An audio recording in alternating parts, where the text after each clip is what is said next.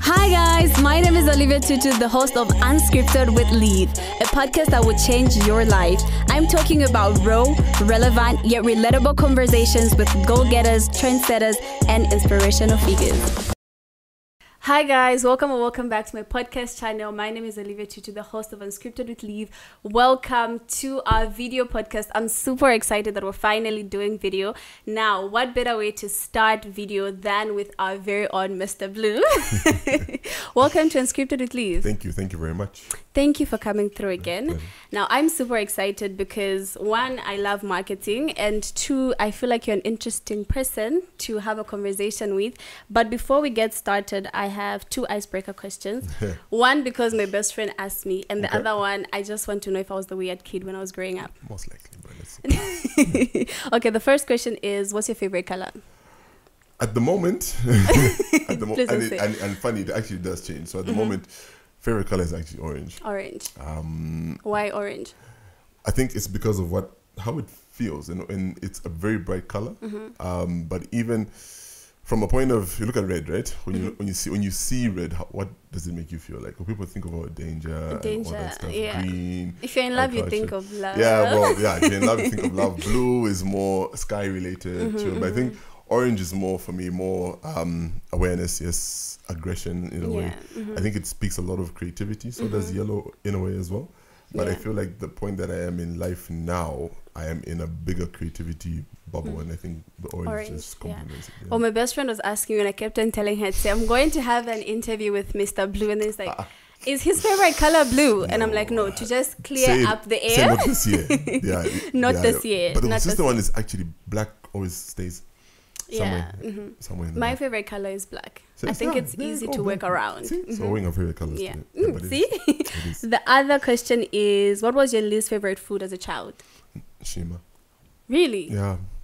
Why? I think our parents overdid it. It's like Mazoi, like Mazoi, Jolly Juice, then comes Shima. Like those three I think are Zambian staples. So I think we overdid it as a nation. So nice. I didn't like Kapenta. I was that kid.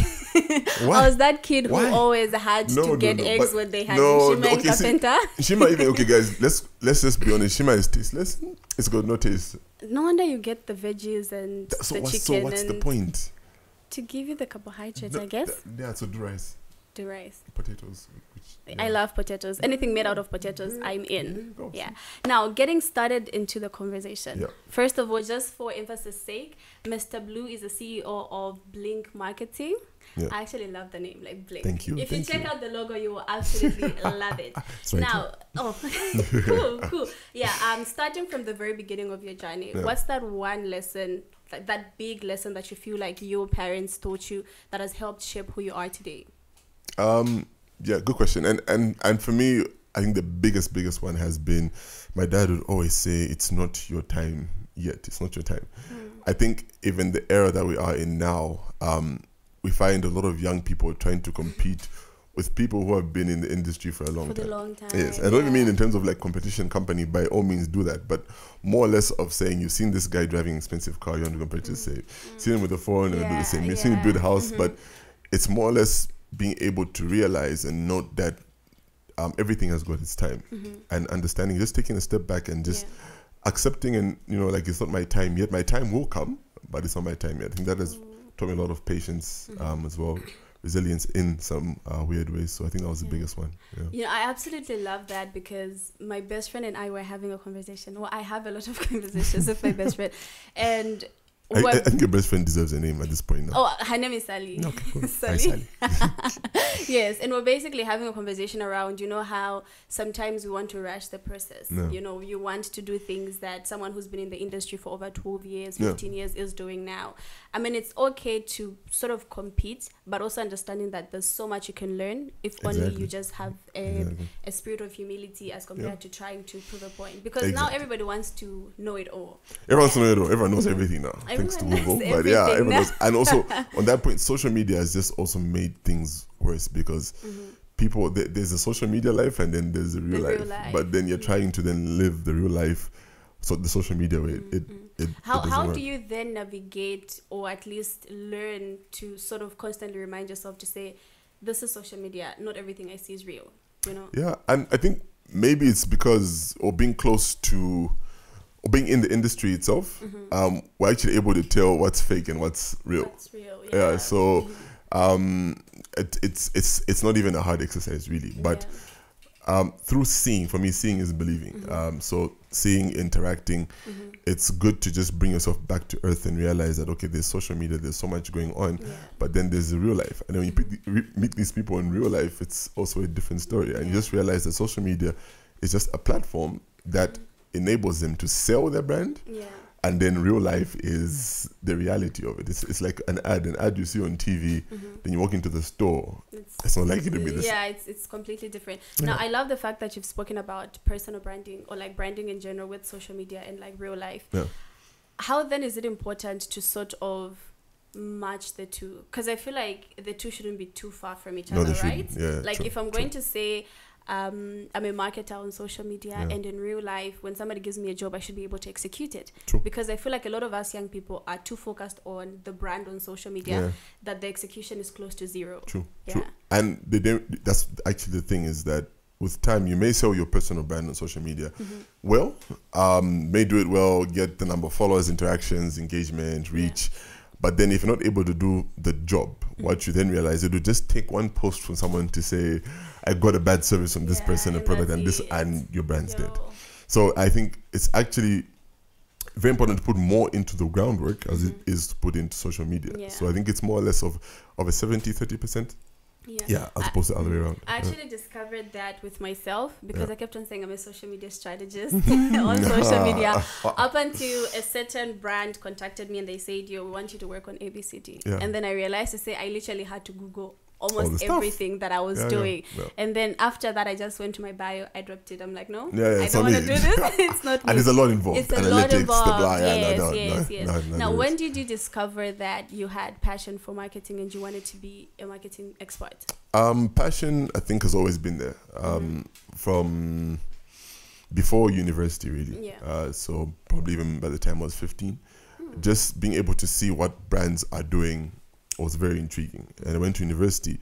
One of the lectures that I was in, there was a story about McDonald's. And for me, that stuck. Like just how the brand was positioned, how they're able to kind of have that effective marketing, the strategies that came with implementation of them. It was a wow moment, and thinking like, okay, there's all these other things that we hear about. There's lawyers, there's doctors, there's all these, but we don't talk about how the brand is actually then created. And for me, that was a big thing. Creation is a big thing for me. So I think that was the birth of it.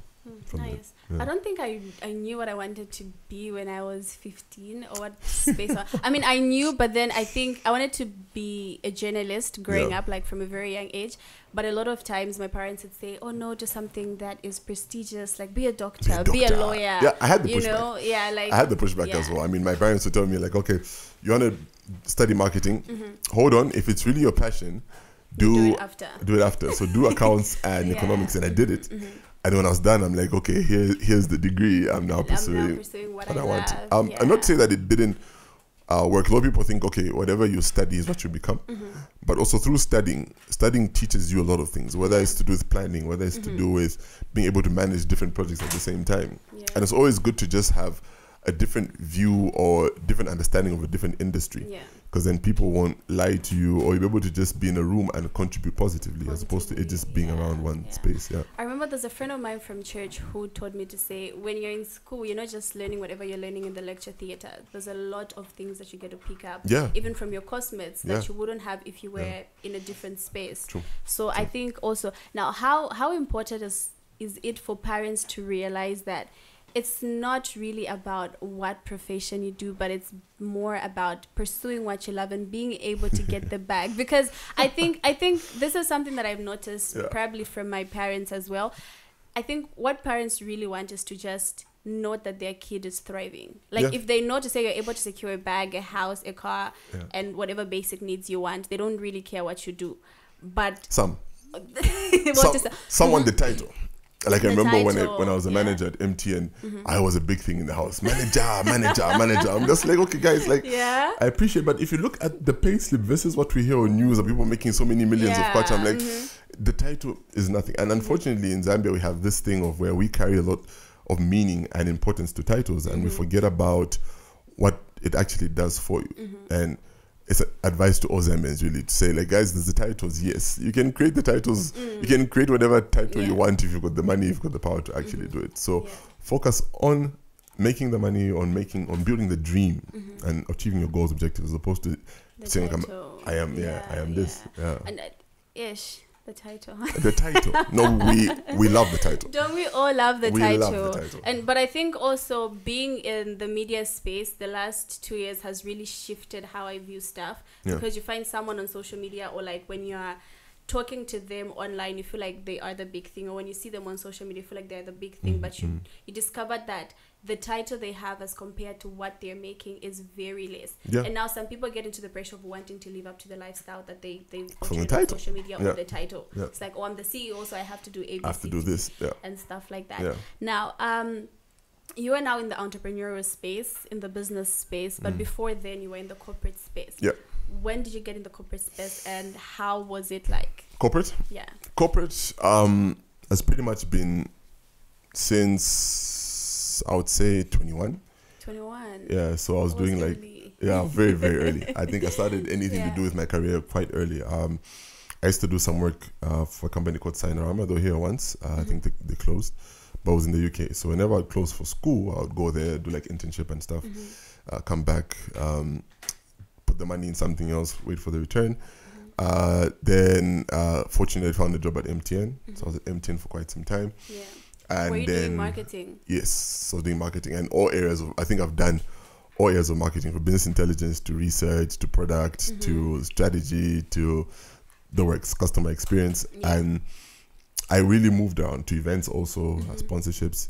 So I was fortunate because then I became a manager when I was 23 going on 24. Wow. So that was a big thing, but it was at least I was young enough then to go around and experience different jobs and different departments.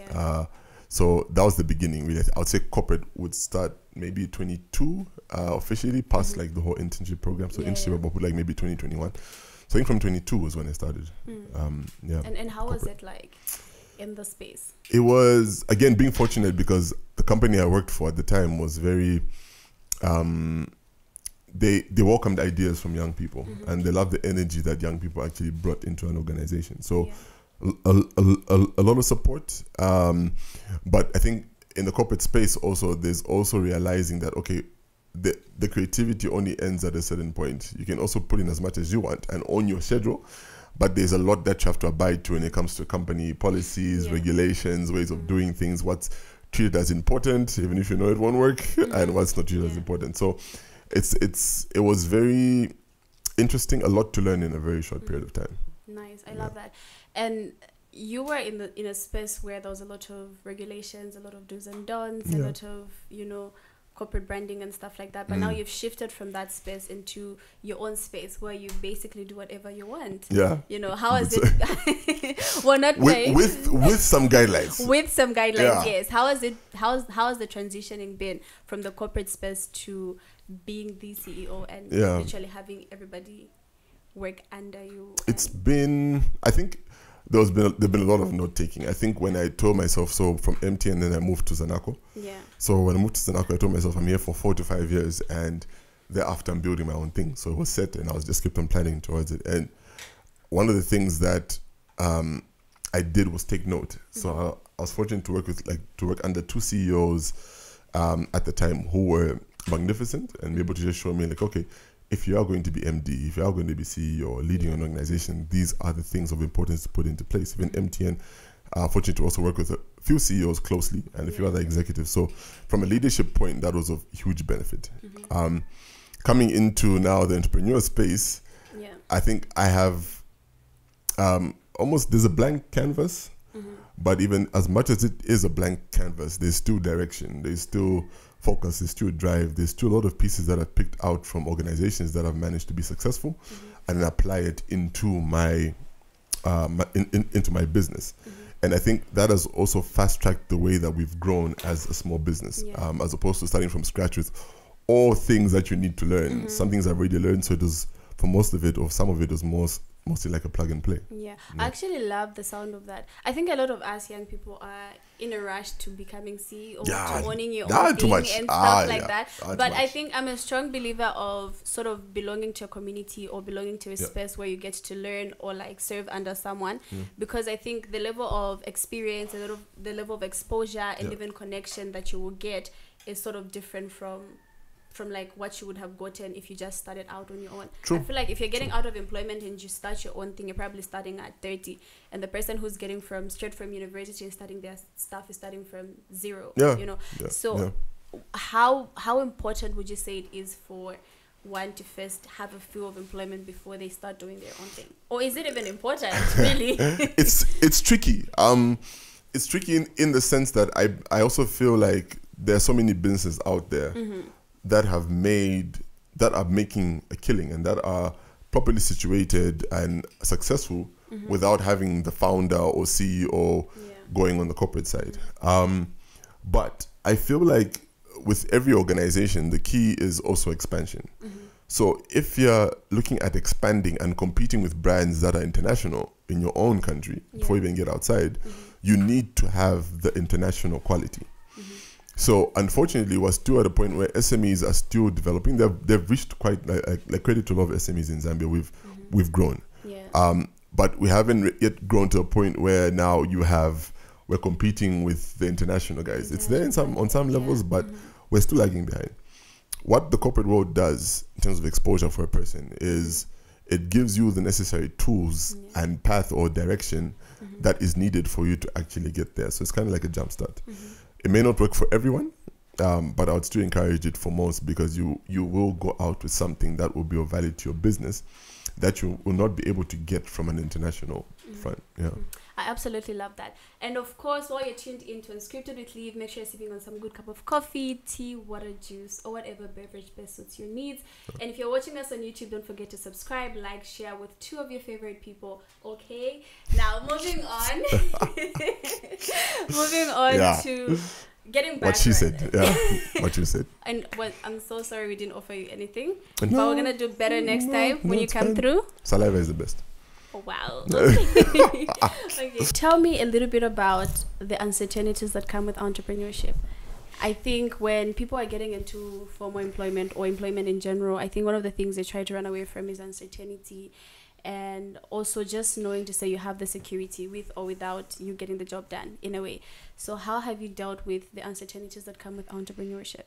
Okay. I think that was one of the things that probably made me have sleepless nights. It was like, like to your point, it's not every day that, every month that you put in the same amount of work and then get paid. Sometimes you go over and should be paid more. Sometimes you perform under and should be paid less. And for me, that's where the additional energy and drive is needed, because entrepreneurship game is literally what you put in is what you get out. So dealing with it, I think has been, there are months when a business does good, months a business does not do too good. I'll give you just a general snapshot in terms of Zambia. Your January, February, March is when business is generally slow. It's picking up because budgets have just come in for most corporates. They're still dealing with the strategies. They're still implementing a few strategies. So that's expected. But as the year actually builds up, you need to be ready for the build up. And when the year dies down, you need to be ready for the downtime. So it's kind of preparing and planning. So there's a whole lot more planning that I do, whether it's from a financial perspective, whether it's to do with the team. There's a lot of planning, a lot of systems that we put in place just so that we're able to survive. I want to ask what it's like being a CEO now. Because there's a lot of planning and there's a lot. But like just the thought of knowing to say everything that is involved with Blink is literally your responsibility. How do you deal with that? First of all, I shift the responsibility. So I'm like, okay, these are a lot of elements. I'm like, okay, this one here you go, this one here you go, this one here you go. And having a responsible, agile team also is very important. Because then you're passing on as a CEO your responsibilities to the next person. So my execs need to be in the right frame, in the right mind, also to actually deal with the pressure, because we're dealing with it together. It doesn't take just a CEO to build a company. It takes like an entire team, an entire organization. So that's what I believe. So for me, it's more or less being able to delegate. But before I delegate, I also understand what I'm delegating, and I also make sure the person who's receiving the delegated work understands what they need to do, are equipped as well with the skills, and are also able to deliver. So for me, that's very key. Now, I mean, I know it's a marketing company, right? Yeah. And probably the first thought that someone would have is, oh, it's basically a group of marketers doing stuff. But then I also realized that you have the financial aspect, the administrative aspect, and stuff like that. Yeah.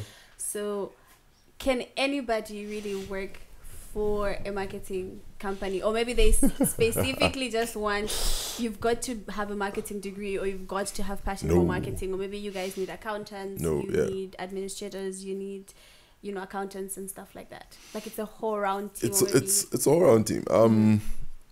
And I think like every organization, you also need to know what skill sets are actually required. So the normal structure is, you have your marketing departments, you have your finance departments, you have your legal department. Some have the operations, maybe under admin. Some have sales. So you partition things based on also what are the needs of your business, but also what are the needs of your clients, and also what needs to be treated with more priority. So for us, we don't say like, oh, you need to be a marketer in order for you to come work for us. We actually do want the best of the best in each and every department or division. So be it in finance, we want the person who's actually best skilled for it, whether it's operations, whether it's client service, whether it's graphics, whether it's campaigns, execution, activation. So we look at, what is the best skill set, but also are you teachable also is actually a very big thing for us. So are you creative? Yes. And you may have the skill and you don't know much about marketing, but if you're teachable, you'll be able to know. To learn, you'll be able to learn. You can't source for something that you don't understand. So people will come, work for the organization, work for the company, and they get indoctrinated into it. They need to know how we operate, what are the do's and don'ts, what kind of energy there is, what kind of values we have, are you for the values, what's our mission, vision, just so they also then align to what we're also trying to achieve. I love the fact that you say different organizations require different skill sets, because I think sometimes when you are literally living by the book, you feel like this is how everything should be, and so you get to hire someone who is not even relevant for the type of needs that your organization have. Now, what are some of the things that one should put in place as they get into the entrepreneurial space, or even as they try to create a business of their own? I'll be a bit biased on this one because of the field that I'm in. But marketing. Marketing. But if you're and it's not even to say that everyone should market their company loud or anything. No, just have an identity. The same way that people look for an identity in an individual, your brand or your company should have its own identity. What's the name of your company for starters? Is it registered? What does it look like from a brand point of view? What colors do you work with? Why the colors? What's your mission? What's your vision? What does your company profile look like? Is it a company profile that when you leave, people are always thinking, okay, wow, that's actually a good company. That's like, what's your elevator pitch as an organization? So have an elevator pitch, because you don't know who you're going to meet. But position yourself well in the market. Study the market. A lot of people just think, okay, I need to do a body shop type of company, therefore I'm going to do it in Z. But wait, do your research and figure out what is the market like.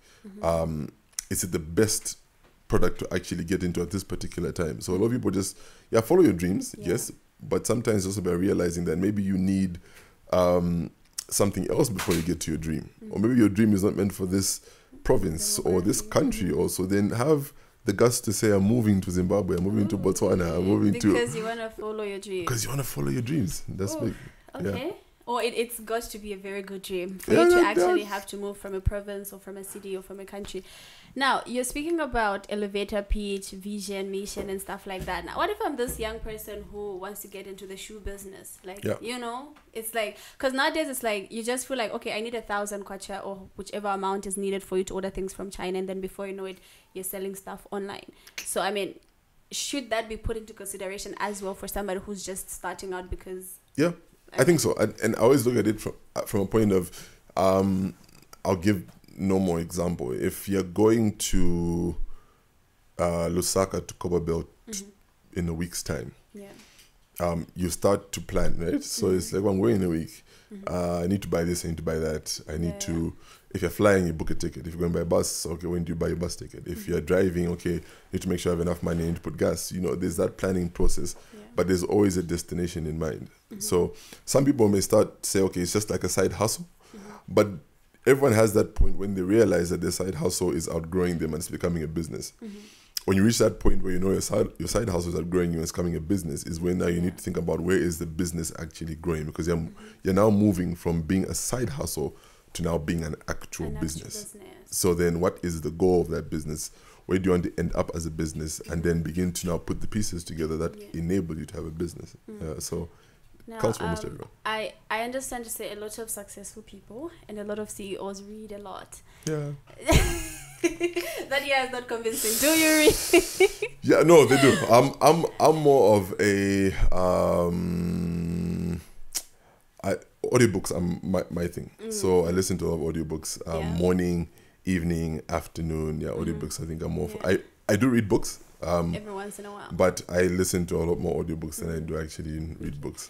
So if you were to recommend a book, what book would you recommend and why? I'd say two.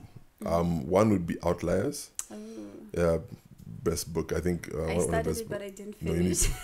You need to finish it. But I won't finish it. Yeah, that one I actually read. That one I actually got the book and read. And these are the two books I actually read and not listened to the audio. Yeah. The other one is Shoe Dog. So Shoe Dog is based off the Nike journey, how it became a brand, or rather from the same thing we're actually talking about being a hustle into a business, into this big now conglomerate that everyone knows about. Outliers pretty much just outlines the fact that there's opportunity and there's all this that people actually do go through, whether business or in the corporate world, but also there are the hours that you have to put in. So it says that the average expert in a particular field needs to put in at least 10,000 hours to become brilliant. That's how many years? Too many. That's too many years. That's like, I think last time I calculated, it was like you doing nothing but what you're supposed to be doing for 16 years continuously without sleeping, which is practically impossible. So it's 10,000 hours. But if you look at people like Serena Williams, Lewis Hamilton, Tiger Woods, is the people who started from the age of like 6. So for them, if you look at, if it does take 16 years, 6, okay, plus, just say it takes 20 years.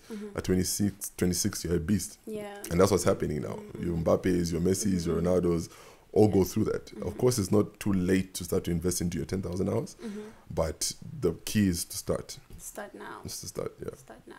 Now, what's that one fun thing that CEOs do? Because I feel like a lot of times when you're thinking of CEOs, it just feels like it's a lot of work, sleepless nights, meetings and whatnot. But I feel like you guys have lives, right? Yeah, a lot. Right? Too many. You wouldn't believe.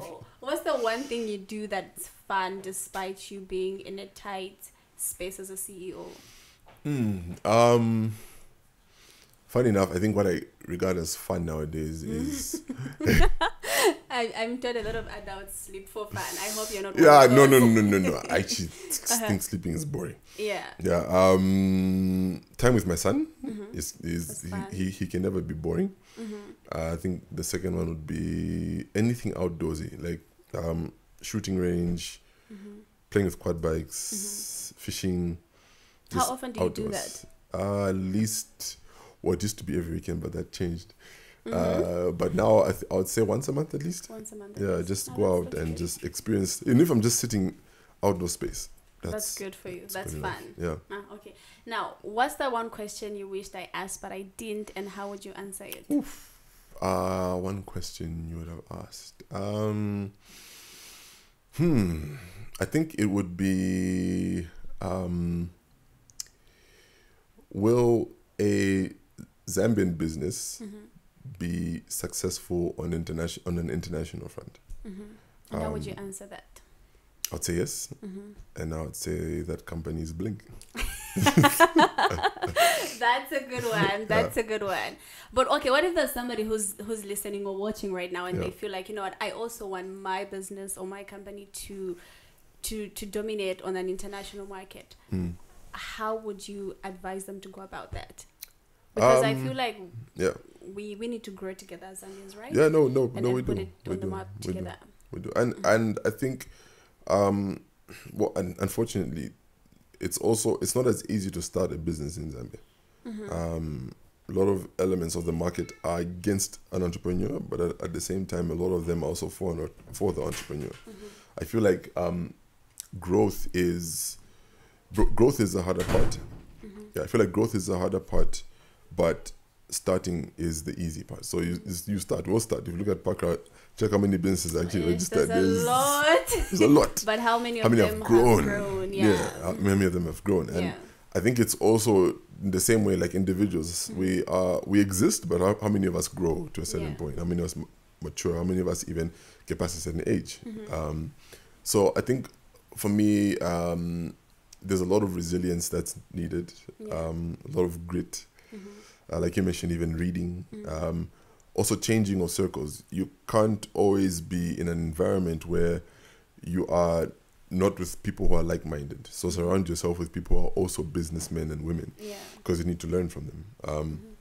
Businessmen and women who want to grow. Because there are people who are just but funny enough, even visit those whose companies have actually closed, because then you realize what not to do. Oh yeah. Yeah. So visit those companies have closed. Those companies are growing. Have grown tremendously. But also, we need to move from the part of thinking like you need to own the business entirely throughout. Like even years past, in order for you to grow, you need capital. So you're growing, let's say, into Zimbabwe, New York, even Botswana or whatever it is, you need some form of startup capital because you're moving into a different region. But then it's not always loans that get you that money. It's not always borrowing money. Sometimes you can sell part of your organization, your company, in order for you to grow. And you're better off owning 50% of a business that's in 4 countries as opposed to 100% of a business that's only in Zambia. Right? It's more or less mindset. Look at how many shares Elon Musk has in Tesla, Mark Zuckerberg in Facebook. Like these guys have less than 50%, but they're still there as majority. Some have 10%, some have 5%, but they're still there as majority shareholders. Just to show you that we need to start to think different. Also gain exposure. So get out. I mean, I'm all for studying. Yeah, you can study, but don't study till you can't study anymore. Don't have a pile of PhDs. Get the actual exposure. Get the actual exposure. The actual experience. Go into the international market and see what's actually out there, so that you know where you are going. Like the same example I gave about going to Ndola. If you've been there before, then you know what route to actually take, or you know what to expect. So. And you know what the market is like. So if let's say there's a service that that's not there, you know what to carry. So in the same way that if you're looking at going into Botswana, Zimbabwe, New York, visit, explore, know what's there, know what's not there, come back, re-strategize and implement. See what to take. I absolutely love that, especially when you speak about like you're better off owning 20% of a company that's like worldwide as compared to like 100% of a company that's in Zambia. Exactly. I think that also gets back to the whole idea of also seeking collaboration even as you start. Because a lot of us, I don't know if it's just me, but most of the people that I've encountered in Zambia want to be the ones that did it. Like I was the first. I'm the owner. I'm the, you know, like you just want to get everything first to your name. Or the youngest. Like youngest. A lot of people are struggling with the GSM, which is I absolutely love that. Now we've come to the end of the episode, but before I let you go, is it? Sad. Do you want to stay? Yeah, let's stay another hour. Because I have a lot more questions. What's that one thing you did? This is something that I always ask my guests. What's that one thing you did when you were young that you feel has contributed massively to who you are today? I dared myself a lot. I remember my first dare, actually, weird enough. I was probably 7 or 6, somewhere there, and or younger, but still about this high. So those drums where we store like water in, right? So it was one of those drums at home. So it was full of water. So I told myself, okay, I need to jump in, but and I need to squat all the way down and then find my way out of it. Wow. And by then, I don't think swimming was a thing. So I did myself to actually get in. Yeah, but then I don't think I knew how to swim. I think I knew how to swim maybe like a year or two after. So I jumped in and went down like to the bottom and then like came up again. I think there was that point where I knew my hands couldn't reach, so I had to like jump up and then hold it. Yeah. So there's a high chance that I would have drowned. Wow. So I did. Remember times also when we would like those like visiting like relatives, there would be like a ditch. Would dare each other to jump over and see. A cousin broke a leg, unfortunately, but still, there was what came about was a daring mentality. Just daring to dream, daring to actually do things. When I left the corporate world, it was a dare, and it was a shock to family, to co-workers, to it was a huge shock, but it was still a dare. And I feel like for me, constantly daring yourself and just taking the risk, calculated risk sometimes. Calculated risk. Please. Yeah, calculated risk. Even the example I gave about the thing, I was calculating, say, okay, I need to do this, need to do that, then get out. But you had a whole strategy in place.